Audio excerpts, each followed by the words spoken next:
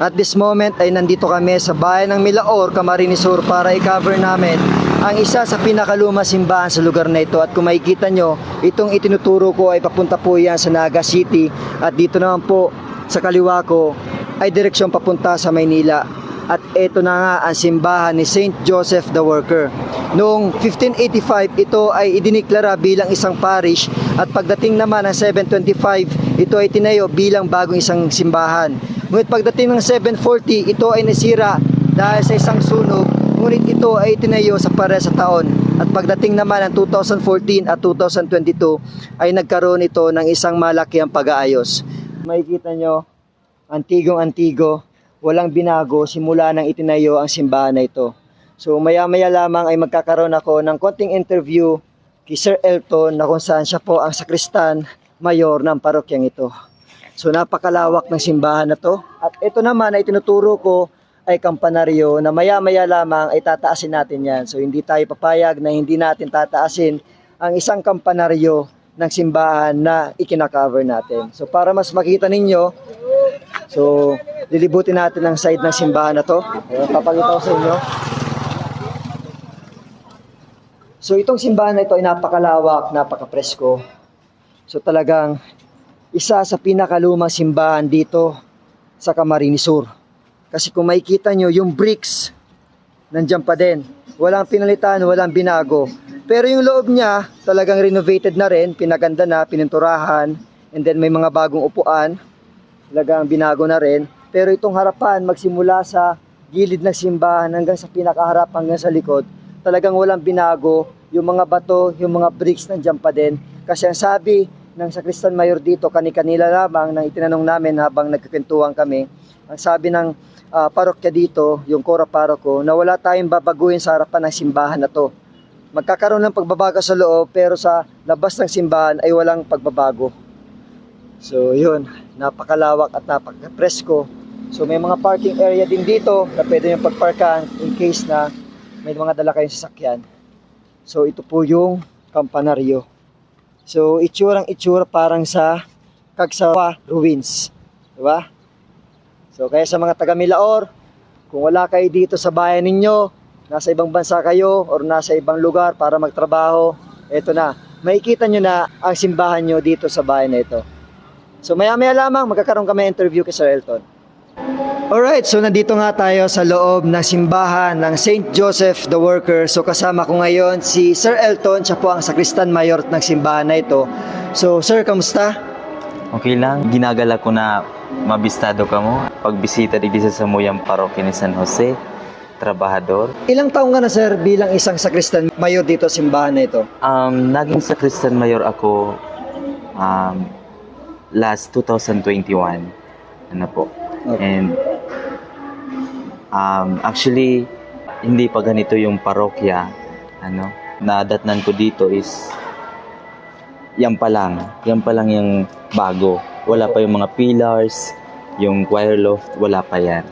Kasi bago ako naging sakristan mayor, naging member muna ako ng choir.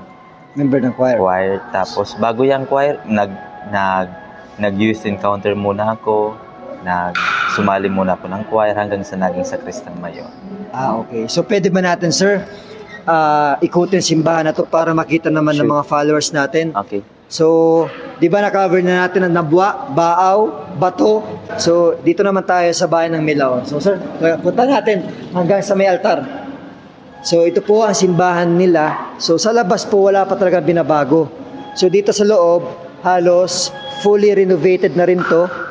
Actually, na-renovate ini yung parokya ninhulita sa komunidad, sa SKK.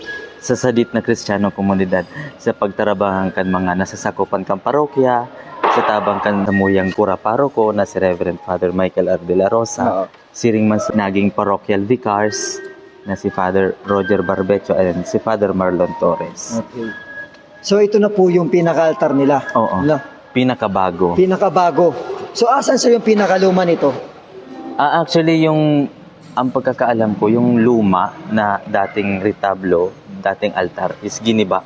Hindi ko alam kung saan or saan na inilagay o kung saan na i-preserve yung mga altar. Yung mga altar. So yung Kasi mga bago pillars pa lang. dito, sir, ito po yung nasa ano ito. Ayan, yan pillars. Bago pa lang yan. And ginawang talagang dedication last to August 10, 2022. Okay. So kung may, I-dedicate itong simbahan. so kung makikita nyo, ang ganda-ganda ng bagong altar nila dito.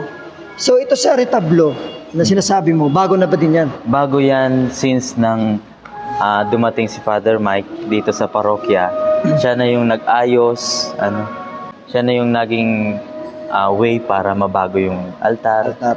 sa pamamagitan sa tulong ng tao dito sa sa parokya. Parokya. So sa hindi po nakakaalam kung ano ang retablo po, ito yung nilalagyan ng mga altar. Di ba, sir? Tama po ako? So ito naman yung mesa, and then ganito po kaganda ang simbahan na to. So yun, bagong-bago, ayan, bagong pintura, mga bagong upuan din, sir.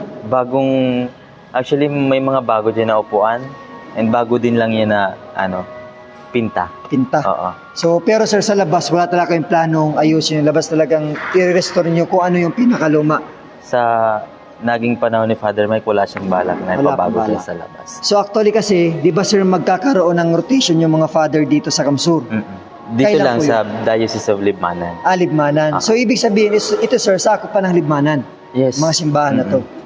Yung Minalabak, simula sa Minalabak, dito sa Milaor, San Fernando, Pamplona, hanggang sa Del Gallego. De Gallego. So itong papuntang Naga City, iba na din yan. No? Iba na din yan. Iba Sakop din na yan ng Archdiocese. So ang simula sir ng rotation, kailan? Effectivity ng reshuffle is August 21 sa Lunes. August 21. So yun. So, may mga August 21, may bago na kaming parochial vicar.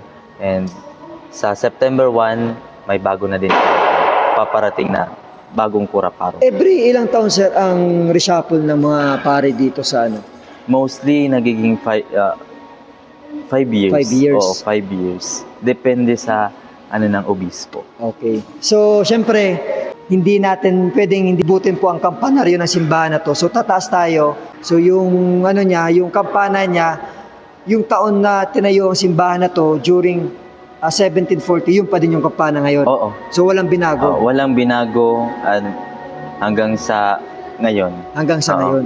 Kung mapapansin nyo, dati yung kampanaryo namin is tuwid pa yan. Tuwid pa. Dahil sa siguro sa mga daang-daan ng dumaan na bagyo or Oo, sakuna. Lindol, medyo tumabingi na siya. Ayan. So, punta natin, sir. Baka pwede. Nandito kami sa loob ng kampanaryo ng simbahan na to. So, tataasin namin papunta sa taas yung kampana. So, ito po ay kahoy. So, kailangan namin magdoble ingat kasi nga talagang medyo marupok na rin. Pero sabi ni Sir Elton, kayang-kaya pa naman daw to. So, yun, napakataas niya. Alright. Ayan, ito ang pinakalawak ng simbahan na to. So, kitang-kita dito sa taas ng kampanaryong ito.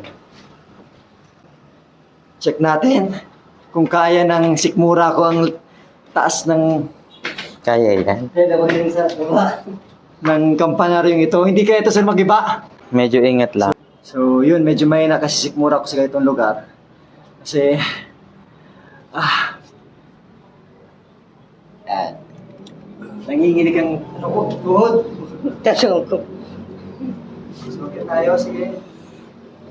Mas saglit pa.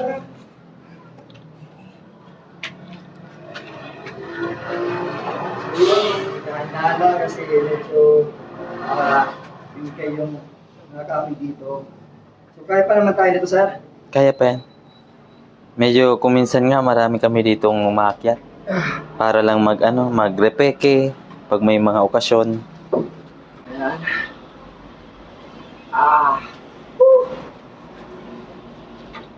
Yan. So, ito sir yung mga pinakalumang kampana dito. So, walang binago. Wala. Actually, ang bago dyan is ito, bago din to, yung mga nasa gilid. Pero yung mga umiikot, yan yung pinakaluma. Yan yung mga ginagamit ngayon, sir. Oo. Yan, nagagamit pa yan. Gamit na to. Oo. Nagagamit namin yan kapag may mga okasyon, may mga kasal, o So, magre-repeke kami. Halos lahat tumatag na kahoy. Mm-mm. You know? Oo. So madaan ang pinagdaanan to, bagyo, lindol, at ano man sakuna talaga nandito pa ang kampanang ito. So luma-luma. Ayun. So Meron pa dito. medyo nanginig ako kasi nga medyo mataas talaga ang lugar na to. Hindi ko alam na ganito palang tatasin ko. Ayan, so yan, kampana, dalawa. So hanggang dito lang ako kasi hindi kaya na sikmura ko. Ayan. So sir, salamat sa pagpa-unlock sa interview and then para makita namin ang kampanaryo ng simbahan na to. So, grabe. Napakataas ng kampanaryong ito. Medyo nanginig yung tuhod ko. Ayan o. Kitang-kita na ang buong simbahan. Ayan. So yun, kakaba lang namin po galing sa kampanaryo. So medyo nanginig talaga ako. Tapos parang biglang nagutom. Sobrang taas ng kampanaryo ito. So hindi ko alam na ganito pala yung tatasin ko. So salamat sir sa pagpa-unlock ng interview. Welcome. Tapos pagsama sa amin sa kampanaryo at paglibot sa simbahan. Tapos before anything else sir, gusto ko pong malaman kung ano pong itatayo dyan sa harapan ng simbahan. Soon matatapos. Day ko po aram kung anong bulan or anong taon matatapos ang project na ini na tig-propose ni Father Mike. Actually, katabang mi ang LGU sa tabang ni Mayor Anthony Reyes. Ano po? Gigibuhon digdi sa Samuyang Parokya ang inaapod na Porta Fidei. Porta Fidei. Porta Fidei. Anong Ano po? meaning sir? Tatanin pagtubod. So kung makikita nyo, yung doon po sa may Metropolitan na Katedral, Katedral. malapit sa may Bigs, yun po yung itatayo dito. So yung pinakaharap ng simbahan, meron doon na parang Porta Maria naman sa Porta Katedral. Maria. At dito naman, Porta Fidei. Yes. So yun. So yun, bagong-bago kinoconstruct pa lang. So nagpapasalamat ako kay Father Mike na kung saan ilipat na din sa Ragay. Ragay. Tapos yung galing po sa parokya ng Minalabak, dito sa Dito Milaor sa ma-assign. Oo. So nagkaroon ng reshuffle.